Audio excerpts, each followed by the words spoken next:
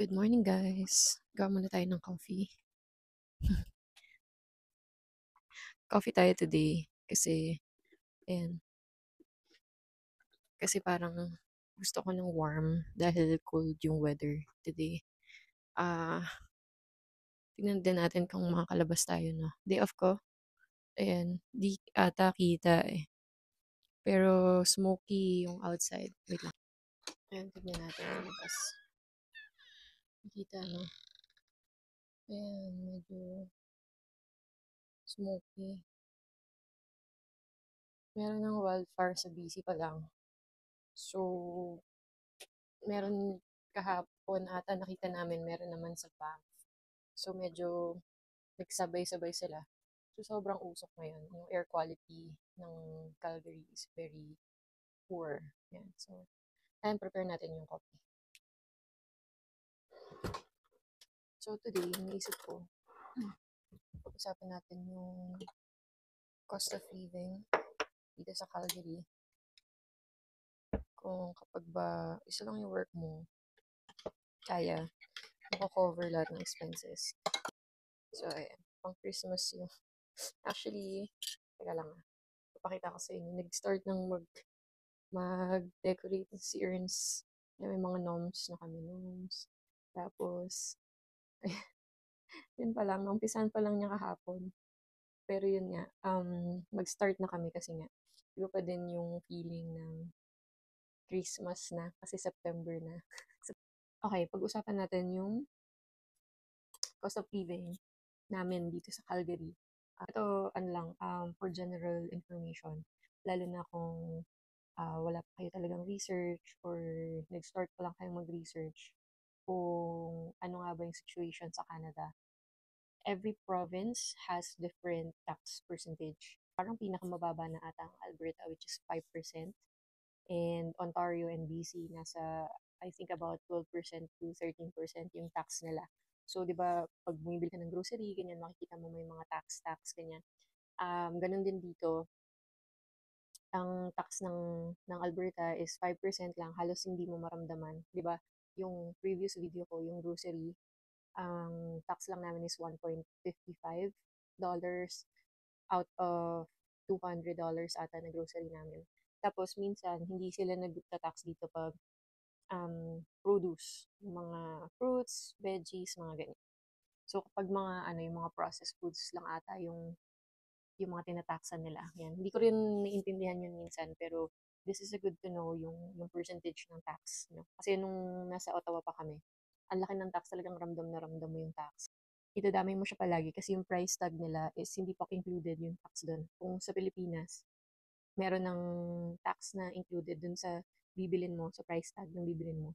Dito, hindi pa kasama. So, yung ano lang talaga siya, retail price lang talaga siya, and then dadagdagan mo yung pricing niya ng 12%, ganyan.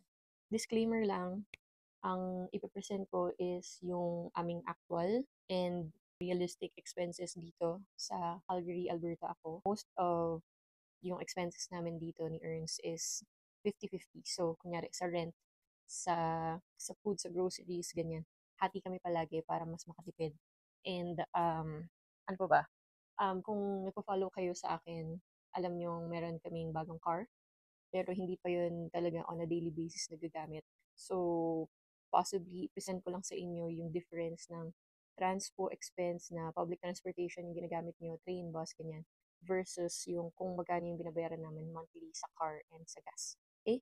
Itong video na to is gagawin ko para sa mga nag-iisip or nagpaplanong pumunta dito sa Canada or mga nandito na sa Canada at balak lumipat dito sa Calgary. Kasi even nung nasa Pilipinas ako, iniisip ko din how much ba yung kailangan kong pocket money para makasurvive ako for a month. Yung nasa isip ko, madali ba ako makakahanap ng trabaho o kailangan ko ng buffer like 3 months, kailangan ko ng pocket money for yun lang, yung mga basic lang. Okay?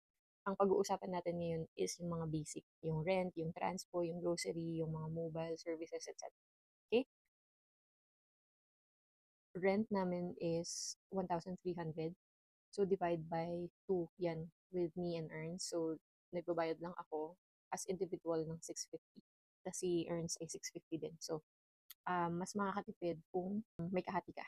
Okay? Kung single ka naman, wala ka talagang kasama, wala kang kakilalang pupunta dito, nasa mga ganon yung mga condos dito or yung mga ganon tulad ng walkout basement na ganito. Meron din namang mga nagpapa-occupy ng room nila. Yung mga ganong room rates, mga nasa 650 to 850, mga ganyan. Tapos shared kayo ng kitchen, shared kayo ng laundry, ng common area, living room, etc. Ganyan. May ibang mga basement na hindi naman siya furnished. No? So, hindi possible yung kitchen. So, parang ano lang, kitchenette lang siya. May lababo, pero wala kang lutuan. So, yun. Depende sa kung ano yung mahahanap nyo. Pero mas madaming in-offer na amenities. Mas mahal siya. Yun pa pala, inclusive din sa, sabihin na natin ako, 650 lang binabayaran ko. Or 1,300 kung family kayo. Kasama na yung wifi, yung ibang furnitures nila like yung microwave, fridge, mismo oven, may dishwasher pa. Tapos provided din nila yung TV. So, lahat. Tapos wala kaming problema, wala kaming responsibility sa pagmumo, sa pagpaplaw ng snow kapag winter. So, wala. Kunyari condo yung i-rent nyo. Wala pa yan wifi. May mga condo fees pa yan. Sa ibang mga condo units, ang maganda naman doon is meron kayong gym, merong silang sometimes pool, indoor pool, na at least magagamit nyo kung talagang pro activities kayo, ganyan. So, yun. Rent is one thing.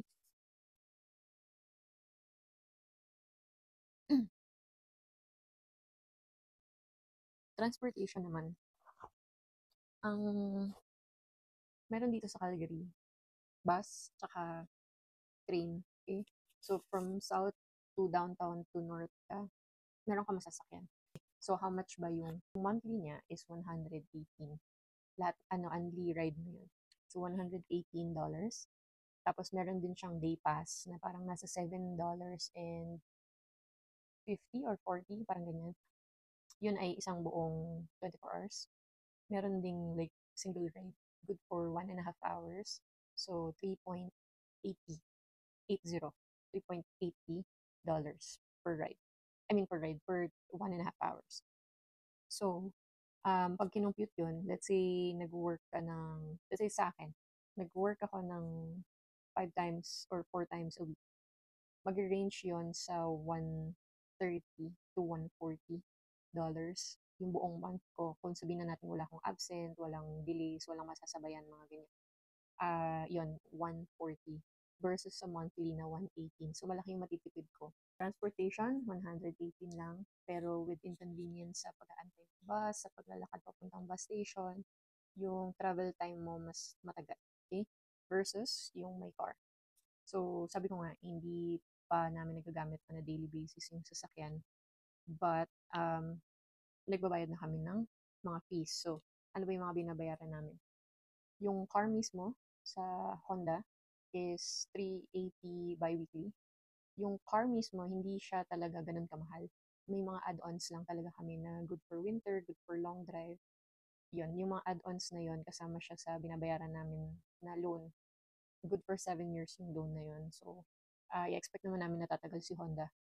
So, yun na yung kinuha namin para mas mababa din yung monthly namin. So, hati din kami doon ni Earns kasi gagamit din naman niya yung sasakyan later on. Tsaka, ganun din, papasok, drive ko muna siya, papuntang work, tapos papunta kong work, dadalhin ko yung sasakyan. So, ang ginagawa ng mga tao dito is nagpo-park and ride sila. So, yung mga train stations, meron silang malaking parking na mako-cover yung mga passengers na nagtatrabaho sa downtown. Tapos, pasok sila, pag-uwi, sakay ulit train, tapos magpo-park ka.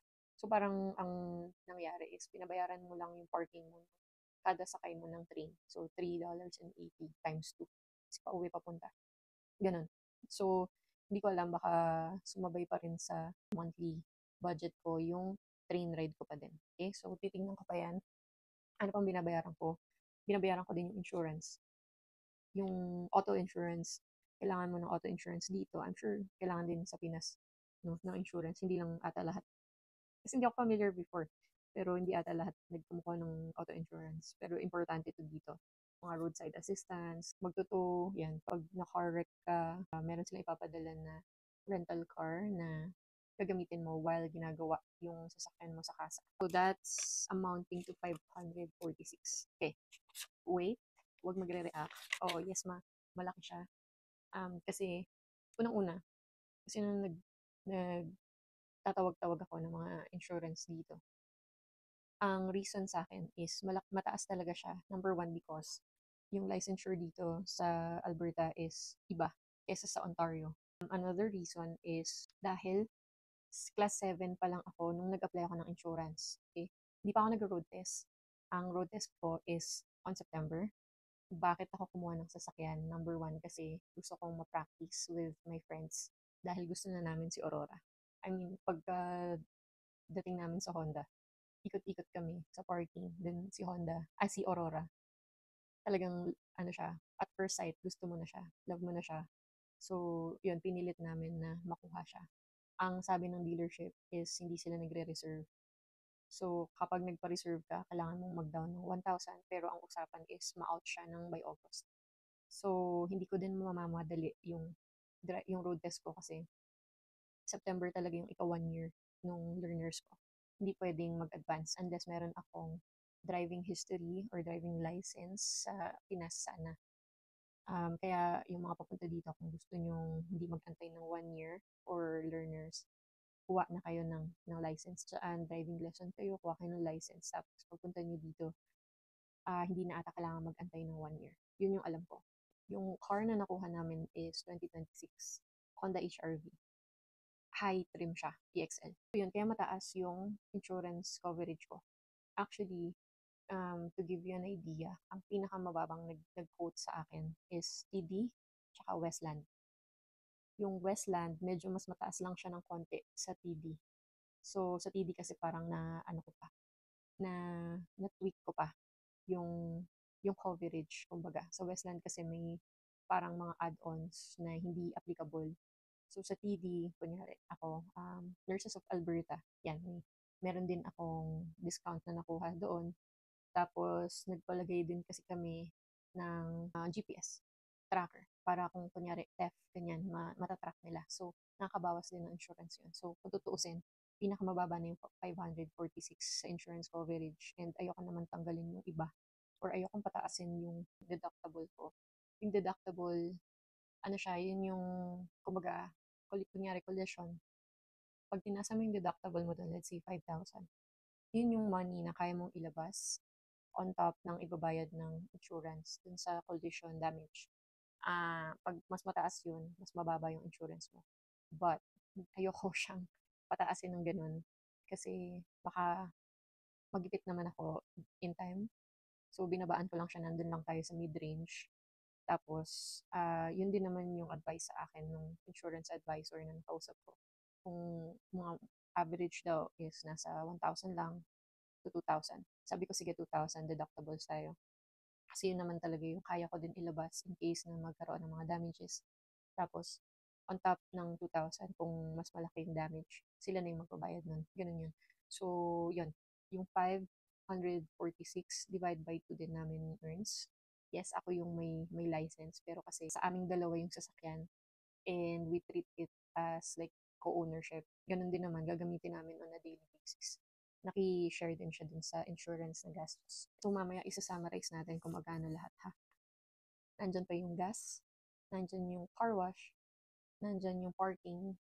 Yan, so yung ganun, feeling ko fluid, expenses na siya. Let's say mag-range tayo ng $100 to $200 per month. Kasi pag ang full tank dito parang $50, pwede na, full tank na siya. Depende sa sasakyan niyo pa din. And yung car wash, nasa $11 ata, $12, mga ganyan.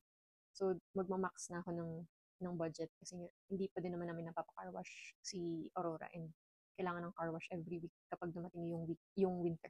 Okay, so, kasi nga, dito, mga roads dito, gumagamit sila ng salt, ng stone. Yung salt, pwedeng makalawang yung sasakyan mo. So, kailangan mo siyang weekly nililinisan. So, yun, kasama siya sa budget namin. Plus yung parking, although yung parking siguro, isasama ko yung budget ng pag-train ko dun sa parking budget. Kasi nga, ititreat ko siya as parking fee kada mag-train ride ako. Yung iba naman ng mga establishments, wala namang parking fee. May mga iba lang na mag-charge sila per hour. Yun. So, itreat na lang din natin na at least may budget tayo, may buffer ba na ilalabas kang pera. So yun, sabihin natin $100 to $200 para safe lang. Eh, pag may sobra, edi save mo.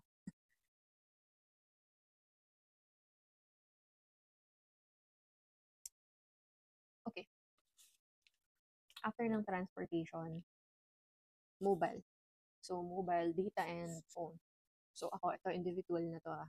So, ngayon, ang offer na meron ako is $54 for 100 gig data.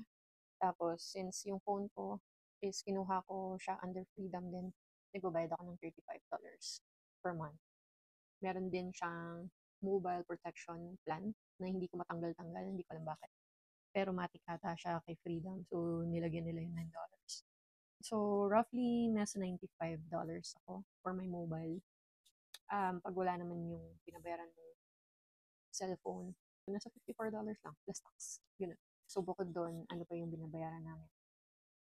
So, may rent ka na, may transpo ka na, may mobile data ka na. Ang apat na basic is yung grocery. Ito depende din. Fluid din yung amount nito. Kasi depende. Let's say, kami ni Earns, siguro sa isang grocery, sabi natin mag-Costco. Depende pala kung saan kami nag-grocery. Let's say Costco. Sa Costco, doon na kami bumibili ng meat, ng mga bulk na kunyari tissue, ganyan. O kaya may mga ibang ingredients na doon namin binibili or mga condiments na doon namin binibili. Maabot kami ng 300 palagi. Kung hindi man 300, proud na kami na makalabas kami ng $200 lang yung amount ng grocery.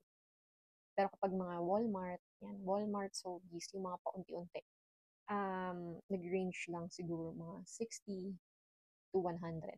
Yan, malaki na yung 100 kasi parang pang isa dalawang lutuan lang yun. Or kapag may cravings lang kami or kaya kailangan na mag-refill ng creamer, ng coffee, or ng sugar, mga ganyan. Or ng mantika. Mga ganun. Mga small amounts. So, depende. So, sabihin natin 150 to 300 yung budget namin. Life insurance, kung magla-life insurance ka, depende din sa'yo. Meron kasi iba na ang insurance nila is nasa $50, $100, $150, ganyan. Depende kung magkano yung budget na kaya nyo. And depende sa kung magkano yung coverage na gusto nyo. Kung gusto nyo ba life insurance plus investment. Isipin nyo din yung mga, syempre, hindi mawawala yung mag-crave ka ng something, kakain kayo sa labas, mga recreational activities like punta kayo ng zoo, magla-long drive kayo, magkikita-kita with friends, o kaya kakain sa labas. Kung, let's say, punta kayo dito, mag-school kayo, hindi nyo may iwasan bumili outside. For sure yan. Kahit anong isip ko, or kahit anong convince ko before nung student ako na magtitipid ako, hindi, magbabaon ako, hindi ako kakain sa labas, hindi nangyari. Kasi merong peer pressure. So, merong mga, syempre, mga moments na gusto nyo kain sa labas. Kain tayo sa ganito, kain tayo sa ganyan, daan tayo sa ganyan, tapos may makita ka, ay may kailangan pala. Yun. So, isa din yun sa iba-budget nyo. Okay? Compute natin, let's say, single ka, commute ka lang, ang total is 2,216. Okay? Dapat yan yung amount na meron ka kung nag-rent ka ng sarili mo. Sabihin natin 2,000 to 2,500. Yan. Depende kasi sa rent mo eh. Depende din sa gastos mo sa labas. Siyempre, may mga Amazon ka pa. May mga, may mga Netflix, may mga Prime ka pang binabayaran, yung mga ganun, yung mga miscellaneous. So, sabihin natin 2,500. Yung sa akin lang, pero hati kami ni Earns sa lahat. Tapos, sabihin natin wala pang car. 1,316 lang. Tapos, syempre, may gastos kami sa labas. Sabihin natin mag-budget ako ng 200. 1,516. So, yun ay kung talagang share kaming dalawa sa lahat. Tapos, walang car, walang auto insurance. So, paano naman kung share kami sa lahat pero may car? Tatanggalin natin yung commute transpo na 118, papalitan natin ng car. Nasa 2,000. 2,051. Tapos, mga miscellaneous fees na binabayaran mo ng monthly basis na hindi mo nararamdaman. So, sabihin natin, kailangan mo talaga ng around 2,000 to 2,500 bago ka makapag-ipon. So, kung gusto mong pumunta dito sa Canada, yun yung titignan mo, magkano ba yung rate ko per month, magkano ba yung kinikita ko bi-weekly, times 2 mo. So, kung kumikita ka ng around 3,000, meron ka pang papacket na 500. Sabihin natin, matipid ka talaga. So, 2,000 lang talaga yung meron ka na budget for the whole month. E di may 1,000 ka na matitipid. So, yun lang. Ito pinakita ko lang kung gaano kamahal din yung expenses dito sa Canada para maintindihan nyo din or mapaintindi nyo sa mga may iwan yung family sa Pinas. Yun lang ang share ko today. Di pa natin naubos yung coffee, no? Kasi daldal ako ng daldal.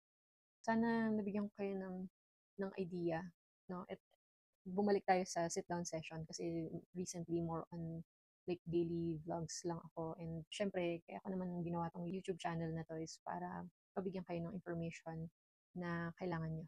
Mas gusto kong may nasi-share akong information sa inyo na hindi ko nababanggit on a daily basis. So, may mga vlogs ako na gagawin na sit-down session para at least educated pa rin kayo pagdating nyo dito.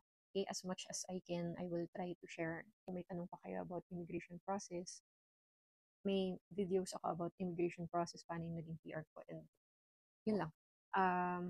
See you again next time, guys. Don't forget to please like and subscribe to my channel para matulungan yung channel ko. Plus, yun nga, mas malaman ko na gusto niyo yung mga gantong topic. Or if hindi, comment lang kayo if may gusto kayong topic na i-discuss ko. We'll try to share, we'll try to gather information para masagot ko kayo. No? So, yun lang, guys. Thank you again if nakarating ka sa dulo ng video na to. And thank you so much sa mga subscribers ko. Lumalaki na tayo, guys. And hopefully, um, more subscribers, more likes. And yun lang. Thank you, guys. See you again next time. Bye.